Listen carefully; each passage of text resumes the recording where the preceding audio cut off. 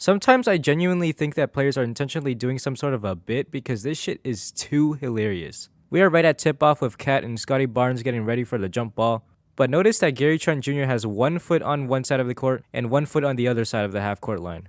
Meanwhile, notice how OG Anunoby is completely on the Raptors' side of the court. This is gonna be a stupidly important detail later on.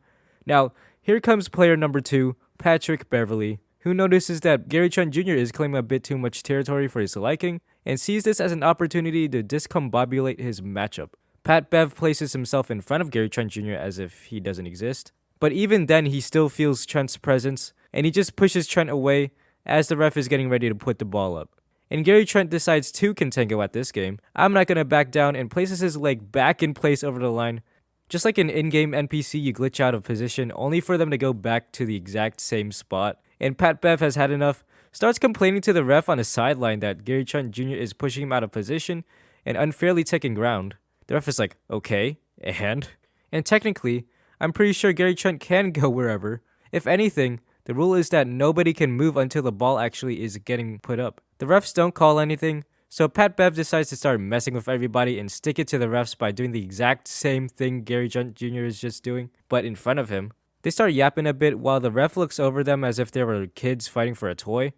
And then Ant-Man comes over as the bystander starts clapping, encouraging Pat Bev to go on one of those calculated shit-talking moments.